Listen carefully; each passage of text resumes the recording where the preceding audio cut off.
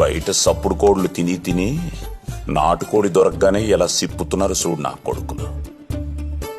ఆళ్ళ తిండి మీద పడి ఏడుస్తావే, నువ్వు తింటావా? నాకొద్దులే, మీ అమ్మ కొడుకులే తినండి.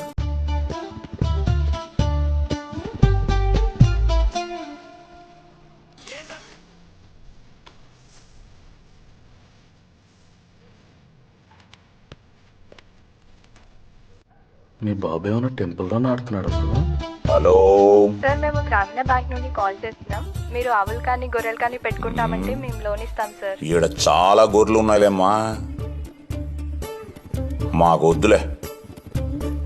ఏందో మంచి ముక్కలో నేను పెట్టిన పడితే. మీ నాయన ఏం చేస్తాడు? Father uncle. సరిగ్గా చెప్పించావు, ఇప్పటికే చర్చ్ ఫాదర్ అంకుల్.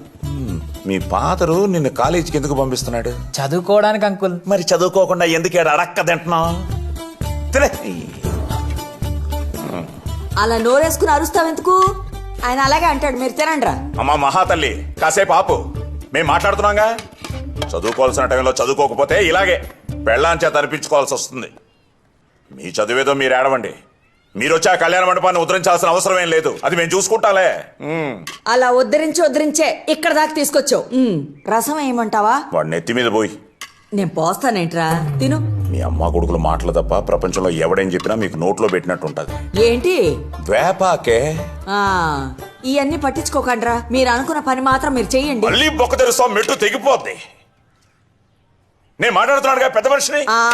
పెద్ద మనిషి చేతి అమ్మ రోజు రోజుకి ఇంట్లో యాలీ లేకుండా పోతుంది. పిల్లల దగ్గర కూడా మర్యాద దక్కట్లా. ఈ కొంపలో ఒక్క క్షణం కూడా ఉండకూడదు. ఎల్లు బాదుకో ఇంకా.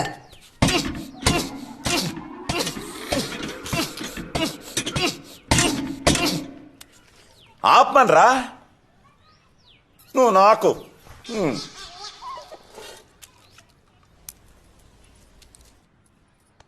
ఒరే అయ్యా, 20 ఏళ్ళ నుంచి నేను చూస్తున్నానురా. నువ్వు మీ తాత కన్నా ముండోడివి. ఏదన్నా అనుకున్నావు అనుకో, ఆ పని అయ్యేదాకా నిద్రపో. ఇదిగో, ఈ రోజు నుంచి ఈ కళ్యాణ మండపం నీది. ఏ అయ్యా?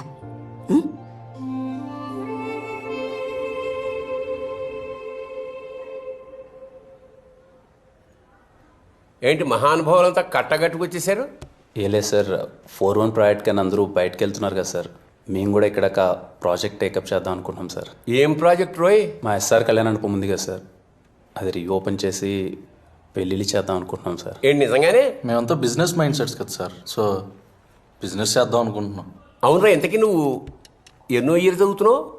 6th year. 6th year. ఇంకా ఎన్నేళ్ళు చదువుదాం అనుకుంటున్నావు నాయన? అంటే ఇది వర్కౌట్ అవుదనే బిజినెస్ చేద్దాం అనుకుంటున్నాం. బిజినెస్? నా ఇన్నేళ్ళ ఎక్స్పీరియన్స్లో మీ అంత ఎదవలు నేను చూడలేదురా. మీరు కాలేజీ నుంచి వెళ్ళిపోతానంటే ఆనందించేది ఫస్ట్ నేనే. ఎందుకంటే మీ నలుగురు వల్ల కనీసం 40 మంది చెడిపోకుండా ఉంటారు. ఎరా కళ్యాణ్, నిజమేనా? మీరు మరీ అలా అడిగితే ఏం చెప్తాం సార్. సరే, మీ చావు మీరు చావండి, వెళ్ళండి. ఏం తాత, బాగున్నావు తాత? మేము బీటెక్ స్టూడెంట్స్ తాత, బాగా చదువుకున్న వాళ్ళము. రాయచీట్లో మునుపెన్నడూ లేని విధంగా ఫస్ట్ టైం బాగా గ్రాండ్గా అన్ని విధాల సౌకర్యాలతో పెళ్లిళ్ళు చేద్దాం అనుకున్నాం తాత మా కళ్యాణ మండపంలో. అదే ఆ అక్క పెళ్లి ఉందని విన్నాము. ఆ అవకాశం మాకేంటి తాత? ఎస్ఆర్ కళ్యాణ మండపంలో అక్క పెళ్లి గ్రాండ్గా చేద్దాం తాత, బాగా పెద్దదిగా చేద్దాం తాత. ఎవడరా నీ కళ్యాణ మండపంలో వెళ్ళి చేసుకునేది? వాళ్ళు వచ్చారా? వీళ్ళు బట్టలు అమ్ముకునే వాళ్ళు కాదు, వేరే వాళ్ళు. ఇది డ్రెస్ ఎఫెక్ట్ కాదు బ్రో, మన ఫేస్ ఎఫెక్ట్. మరి అంత లేకినా కొడుకుల్లా కనిపిస్తున్నామన్నా? ఆంటీ, మా మొహాలు చూస్తే మరి దొడ్లు కడుక్కునే వాళ్ళు ఉన్నామా ఆంటీ? మరీ అంతేం లేరే. నమస్కారం అంటే, నా పేరు కళ్యాణ్ ఆంటీ. అదే మీ కొడుకు పెళ్ళుందని విన్నాము, ఆ అవకాశం మాకు ఇస్తే. పెళ్లిలో జీలకర్ర బెల్లం ఎందుకు పెడతారో తెలుసా అమ్మా? జీలకర్ర బెల్లం బెల్లం. మీకు పెళ్లి చేసుకునే వయసు వచ్చింది కానీ పెళ్లి చేసే అనుభవం ఇంకా రాలేదు. ముందు పెళ్లి ఎలా చేయాలో తెలుసుకోండి, పోండి.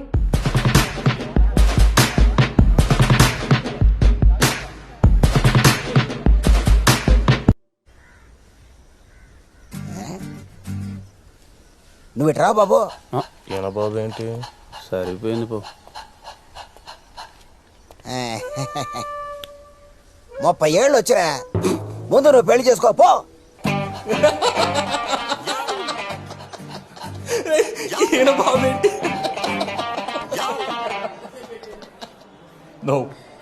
నువ్వు అంత సీరియస్గా చూడకు, ఇంకా నవ్వు వస్తుంది.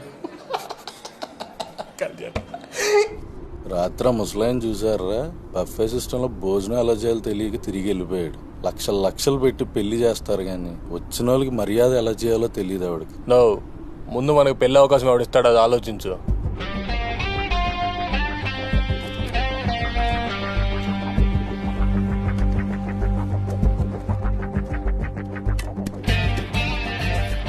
పనికొచ్చే ఐడియా ఒక్కడ తట్టట్లేదేంట్రా? నాకు ఒక ఐడియా వచ్చిందిరా.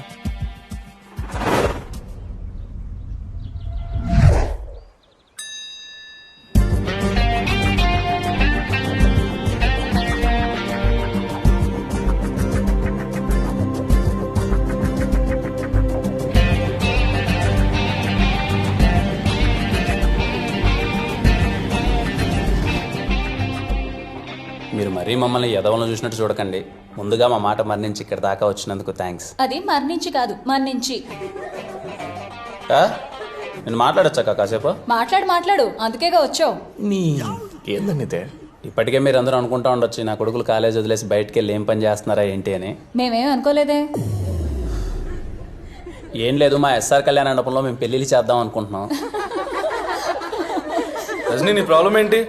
నిన్నేం పెళ్లి చేసుకుంటాను లేదుగా. అయితే నాకేం పని, నేను వెళ్తా. అన్నా నువ్వు ఉన్నా స్వామి కాసేపు. అమ్మ రజని కూర్చోవా ప్లీజ్, కూర్చో. మీరే కాదులే 20 ఏళ్ల కుర్రాళ్ళు పెళ్ళిళ్ళు చేస్తున్నారంటే బయట కూడా చూసి అందరూ నవ్వుతున్నారు. 20 ఏళ్ళేంటి, 24 ఏళ్ళు కదా ఆయనకి.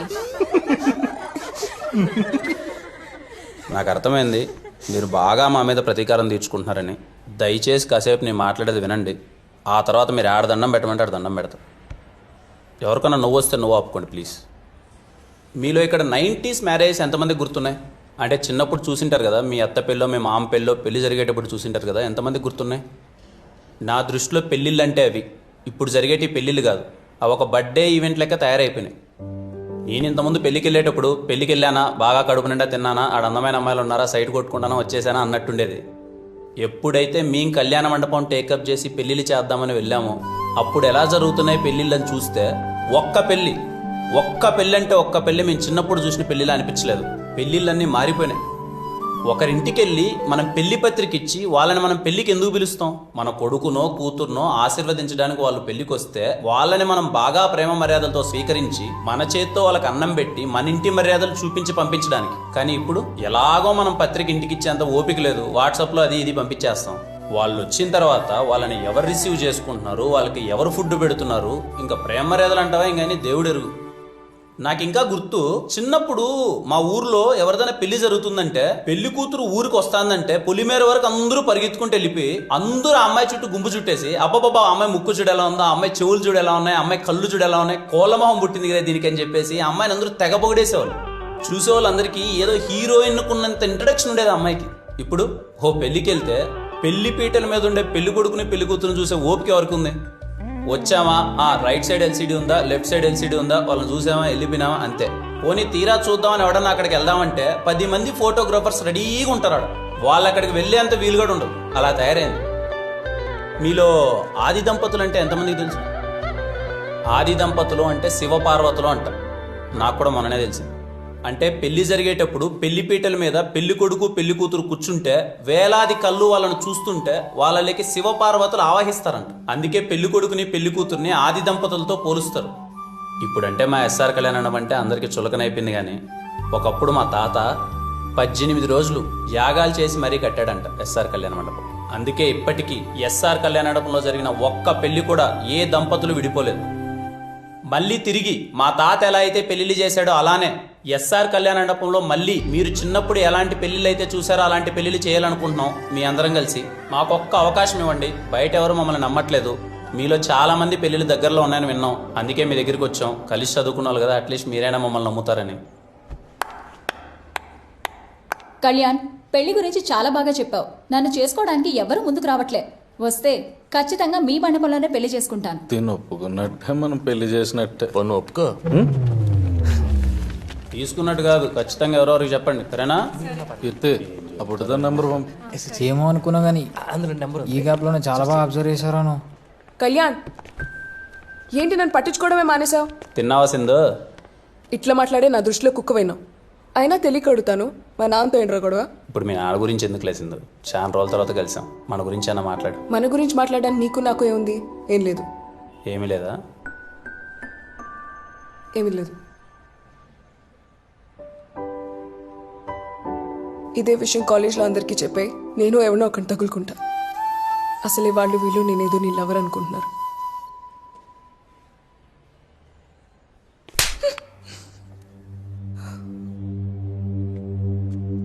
కళ్యాణ్, కళ్యాణ్, నేను ప్రిన్సిపాల్ సార్ రమ్మంటున్నాడు. నిజంగానే పిలిచాడా? నాకు సరదారా మరి ప్రిన్సిపాల్ రూమ్ తీసుకెళ్ళడానికి. నిజంగానే రమ్మంటున్నాడు రా. ప్రతోడు దొబ్బేది. వాళ్ళు వీళ్ళు అనుకోవడం కాదే నువ్వు నా లవర్ అని. ముందు నువ్వు అనుకో, అంతా సెట్ అవుతుంది. చిన్న పనిలో అన్నా మళ్ళీ వచ్చి నేను వెనకాల కుక్కలా పడతా.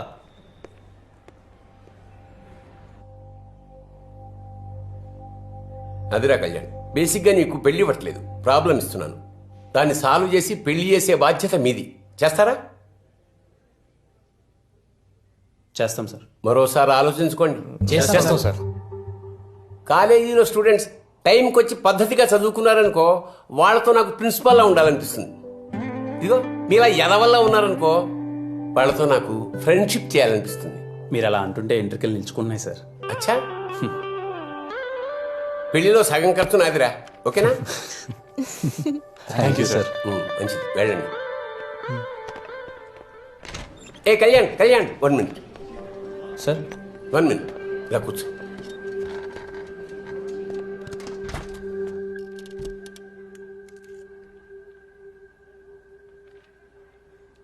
నా పెళ్లి కూడా మీ కళ్యాణ మండపంలోనే అంగరంగ వైభవంగా జరిగిందిరా. ఇంకా ఎన్నో పెళ్లిళ్ళు అక్కడ జరగాలి. మీ కళ్యాణ మండపానికి పూర్వ వైభవం రావాలి. నువ్వే చేయాలరా, నువ్వే చేయగలవు. All the best. తప్పకుండా సార్.